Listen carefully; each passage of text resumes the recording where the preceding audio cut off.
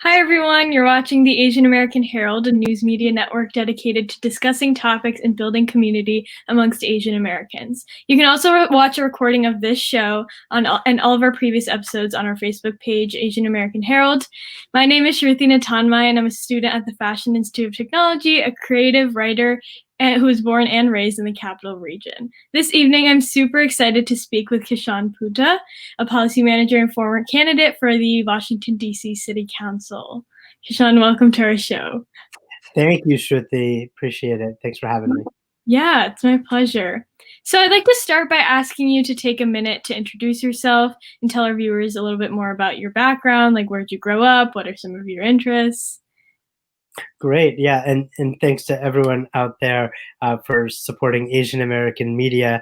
Uh, I care a lot about that field, and I'll tell you why. Shruti, I grew up near where you are right now in the capital region of upstate New York. My mom and dad came from South India and settled in Albany, and had a wonderful childhood growing up with my sister there, and uh, stayed in the Northeast for college and graduate school, studying government economics, public policy at Dartmouth College and Harvard University, and really wanted to make a difference in the community. My parents always believed in giving back to the community. They not only were public servants working for the government, but also um, also also did a lot of public service themselves with the temple in Albany, but also with a lot of community service projects, feeding the hungry, and they always brought me and my sister along, and really inspired us to public service. And so since since school, I've been working in public service in one way or another for many years. Excuse me. Sorry. Yeah. Would you like me to go on, or do you have another question? Yeah, no, that's incredible. So I guess my next question would be, so you said that you went to school for economics, government, public policy, but what kind of made you decide like that is the field for me? Well, like I said, I was always driven to service, and my parents encouraged that. They are both in STEM fields. My father was an engineer, my mother a lab technician, and but and not many people in the Indian American community were going outside of STEM or into public service fields, but my parents really encouraged it. My father would cut out news stories back when people read the news on paper, and leave them on my desk, and encouraged me to you're a writer. I was a writer as well, and he encouraged me to write about what I thought about the world. And in fact, I was a journalist for many years, but I definitely saw that the way to make positive change was through government and policy, and so I wanted to become as well prepared as possible. So that's why I studied economics, and the master's in public policy at the Kennedy School of Government at Harvard.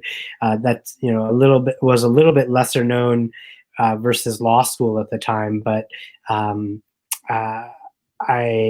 got to know that school and learned that it was really great preparation for a career in public service, and really appreciate the education I was able to earn and attain.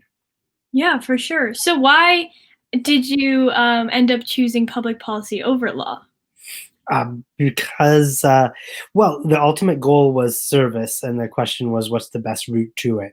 And I began to see the curriculum at the public policy schools and at the Kennedy School, and found that it was really up my alley in terms of analysis of problems in the public sphere and how to solve these problems most effectively. And I was lucky enough to earn a full fellowship to graduate school, and in college itself, won this fellowship, and the Woodrow Wilson Fellowship. Now it's renamed PPIA, and gave me a lot of extra training and preparation for that field and that career. And I went right away, right after graduating from college. I went into grad school, and at the age of 24, I was out in the world trying to make my mark. But really, I didn't have professional experience, and so I had a lot of exploration in my 20s.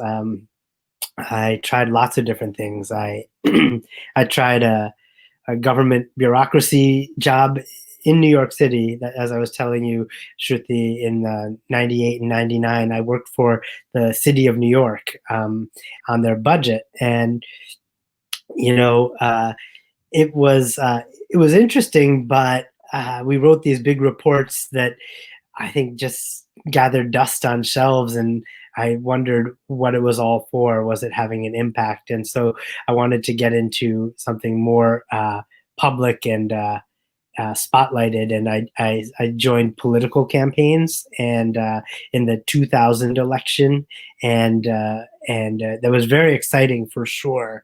Um, but but ultimately, I realized it was also pretty dirty business. There was a lot of negative campaigning, and that disheartened me as a young, service-minded guy. And so ultimately, I settled on journalism. I'd always been a writer, and I figured, let me write about these things I care about from the outside, and maybe be able to influence things. And I enjoyed journalism very much. It allowed me to travel the world and see a lot of things, and have a very interesting career where every day was different from the last. You always had a new story to write, talking to people, being out in the field, covering local politics and issues in Asia, in Singapore and India, and then in America,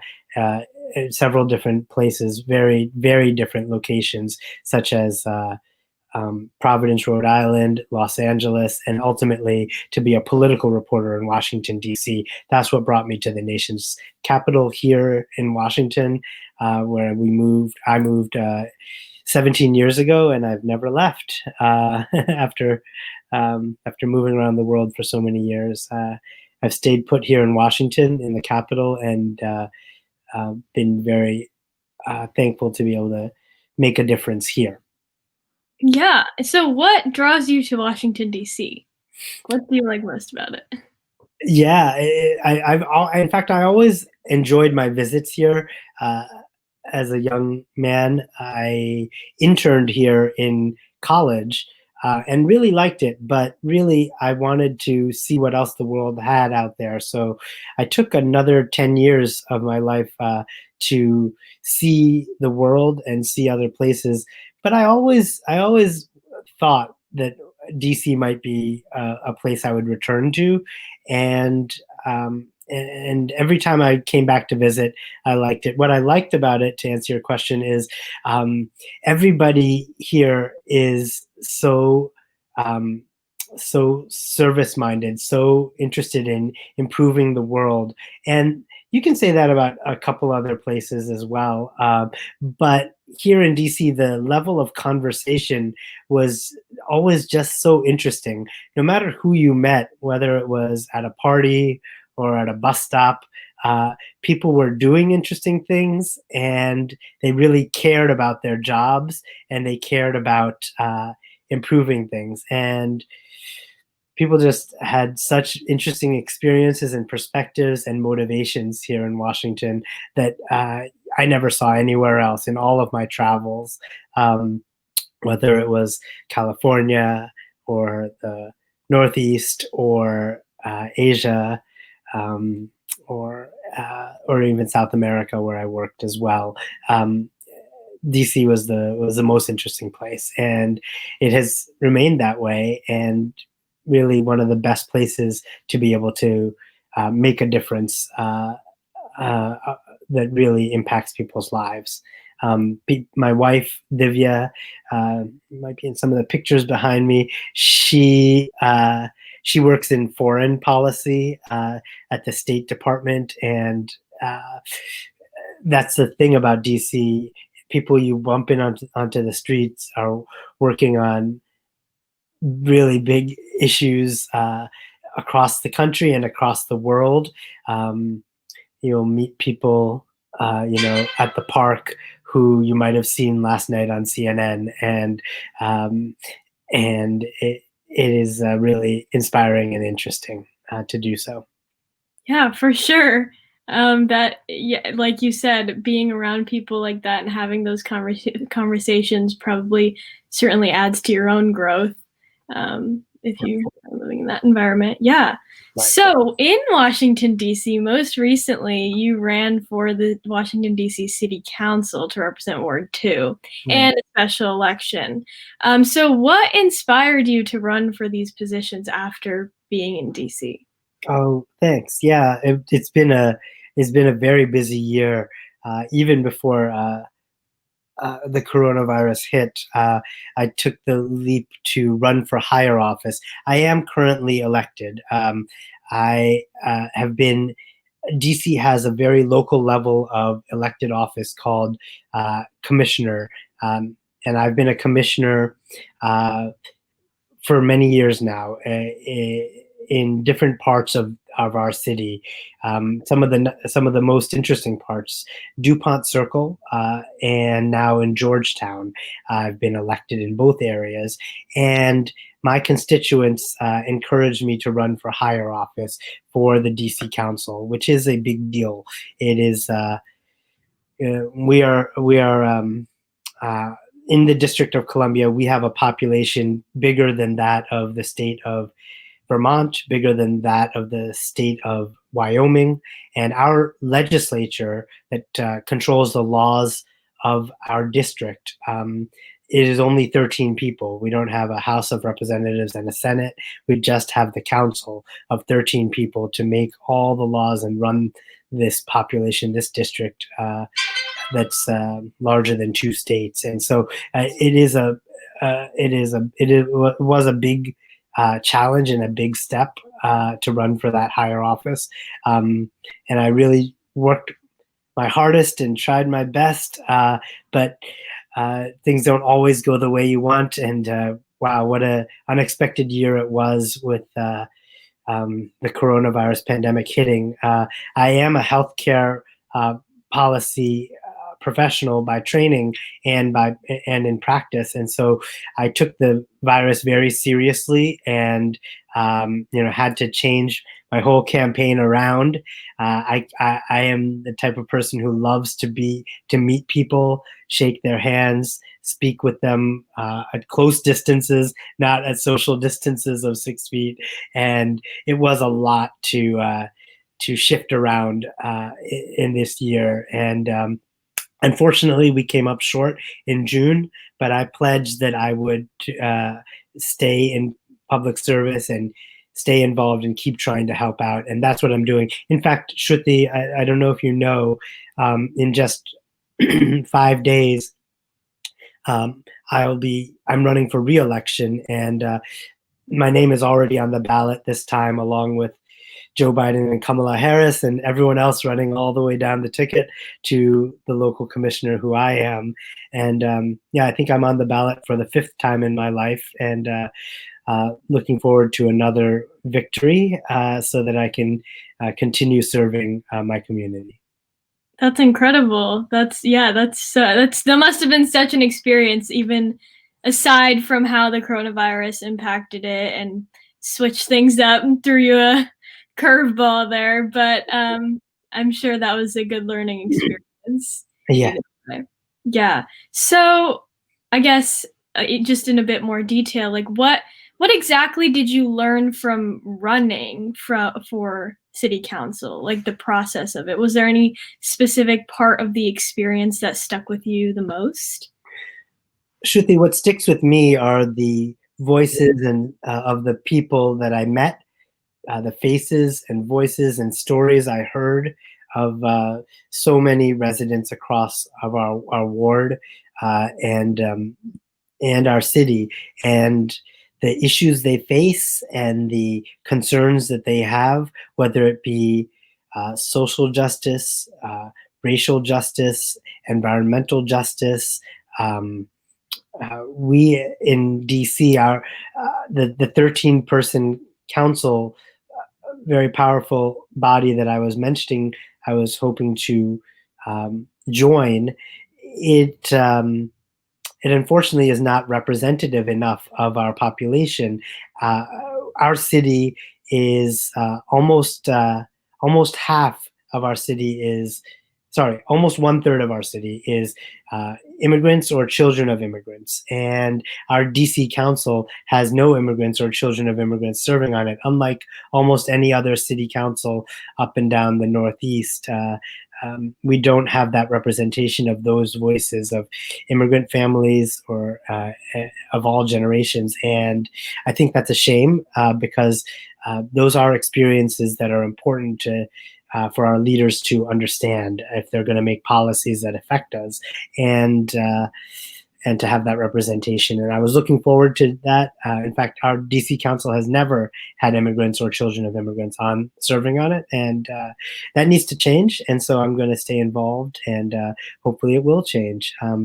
But yeah, I met so many people who want to make sure that their voices are heard, and that's the biggest takeaway I have, is to make sure that the people's stories are told and listened to.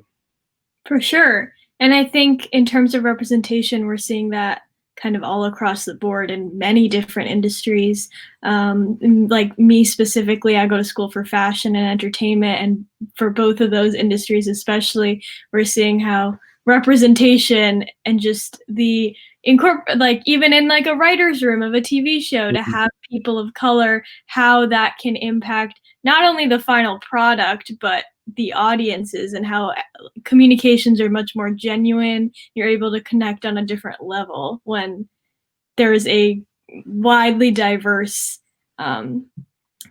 like in your case, council or writers or journalists, whoever it is. So I think that's really important, and I applaud you for taking that on.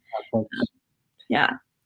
So while running, so after you campaigned for city council, how did you take what you learned and apply it to either your professional or personal life? Excuse me.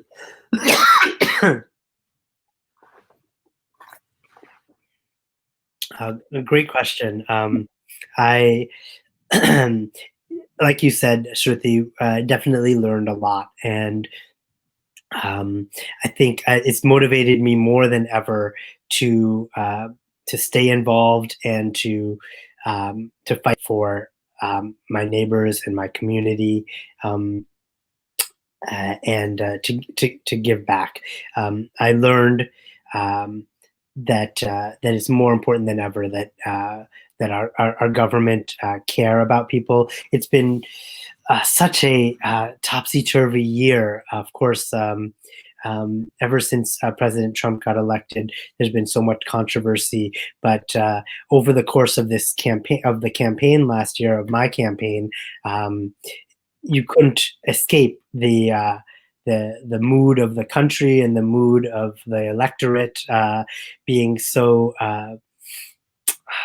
conflicted about our leadership in America and in the world. And I learned that it's more important than ever that we have leaders who care, who listen, and who stand up for what's right. And I've tried to do so. I'll mention one other area of focus for me is I have been trying to encourage and support Asian Americans and South Asian Americans to get more involved in public policy. You know, I've had an interesting career path, and now I'm in my mid 40s. But I was helped by people when I was younger, and I want to give back and help younger people as well to get involved. Um, just this morning, I was out at the early voting polls on behalf of uh, a woman who's in her mid 20s, who is an Indian American woman running for school board here in Washington, and I've been advising her. Her name is Sarah Mehrotra. If anyone watching is a DC voter, make sure you vote for Sarah Mehrotra and tell your friends in DC as well. She'll do a great job on the school board. But that's my takeaway, is that you need to pay it forward as well. A lot of people supported me on my campaign, and I'm eternally grateful for it. And now it's my time to give back and help others as well. For sure. Yeah. And you briefly mentioned the current administration and leaders on a much larger scale. So how has kind of watching the current administration and current senators and people in power impacted your view of policy and government? Wow. Well, you just asked about senators, and that brought to mind something. I am in DC. I've served on the Mayor's Commission on Asian American Pacific Islander Affairs, and I currently serve as uh, in the DC Democratic Party as the chair of the uh, Asian American Pacific Islander Caucus. And we were outraged to hear a senator last week, David Perdue, a colleague of Kamala Harris in the U.S. Senate, um, make fun of her name, mock her name, mispronounce her name, and then say dismissively whatever when it came to her name and the basic respect of trying to get someone's name right, especially his own colleague. And that type of disrespect is something Asian Americans and all people of color and immigrants have felt for years and understand. And it's very disheartening to see it from our leaders, especially at the highest level, such as the U.S. Senate. And so I think these things are energizing our community to get more involved than ever before. I'm seeing so much energy from the Asian American community, the South Asian community, Indian Americans, and Indians around the world are so excited to see one of their own at the top of the ticket, poised to become the next vice president of the United States if everything goes right. And we're going to, as a Democrat, I am working hard to make sure that happens next Tuesday. Yes, for sure. Next Tuesday. Wow. When you say it like that, that's really quick. Yeah. It's this Tuesday, just 5 days away. So Yeah. everyone out there, I'll make a quick plug. Make sure you vote. You have to vote, and you have to make sure your friends vote. We need everyone's voices to be heard. For sure. Yeah. I think, especially this is my first time voting, but even last, like in 2016, I think compared to 2016 and this year, I'm seeing a lot more information being spread on social media, especially. I'm seeing a lot of first-time voters and just at a lot of people spreading infographics and things like that, just to make sure that everyone is aware of what's on, not only what's on the ballot, but how to turn in their ballot and things like that. I think it's great. Right. Well, let's play this out.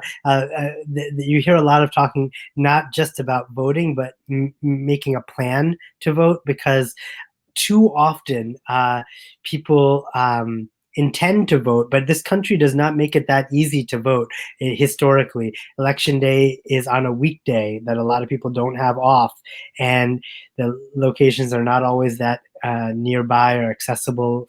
Right. People who have a job to work at. And so let me ask you, did you vote? And if not, what is your plan to vote, Shruti? Yeah, so I actually went to an early voting site, but as you said, it's definitely not doable for some people because I waited in line for 2 hours, Wow. and I live in like a suburban town. So Right. in comparison to bigger cities, the population where I live is definitely smaller, and not only the population, the amount of people who are old enough to vote. So Right. if I had to wait in line for 2 hours, I went with my dad, so we both waited in line for 2 hours, but Wow. at the public library, Wow. Wow. outside in the rain. So I definitely agree that even some people, I saw people driving toward the library with the intent to vote, and then they saw the line wrapping around. Yeah. Did a U-turn and went right back, which I totally understand. That's a long time to wait outside, especially there were Yeah. a lot of elderly people who it was, yeah. So it was, That's right. That's right. That's right. We need to make it easier to vote in this country. And so, everyone out there, make a plan to vote. Tell your friends to make a plan to vote. Figure out where you can vote and when, and just do it. You only have a couple days left, and you don't want to wake up on Wednesday next week and wish that you had. yep, yeah. And yeah, so looking forward, this is my last question for you since we're running a bit short on time. But so looking forward, what roles or projects do you hope to take on in your community, whether it be in regards to current election or your personal interests or any other, any other roles you hope to take on? Well, thanks. A lot of times the best ideas and the best initiatives come from your personal experience. And did we freeze up there? Okay, there we go. No, yeah, Good. Well, yeah, and I would encourage all of you to go to your personal experiences as well. What matters to you, and what do you think you can do about it, and try to make a change. In my life, I'm blessed to be married to Divya, a wonderful public servant herself, but also we have a wonderful little boy who's in the pictures behind us as well. His name is Om, and he is just 2.5 and a really great little kid. But I care about his future and the future of all children in our city and in our country.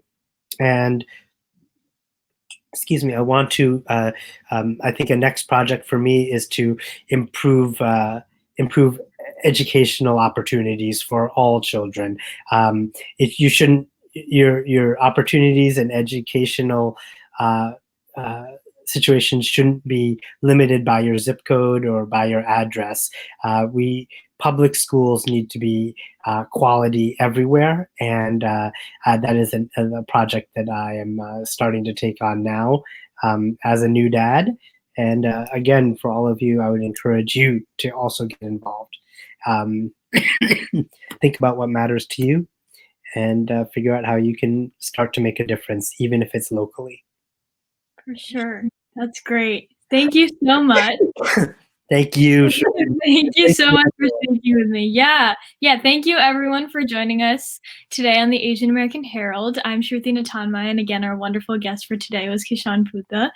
The Asian American Herald is a Facebook-based news media outlet dedicated to discussing topics and building community amongst Asian Americans. Please send us your story ideas and look for the recording of this show on our Facebook page. Thank you again. Thank you. Take care. Nice to meet you. You too.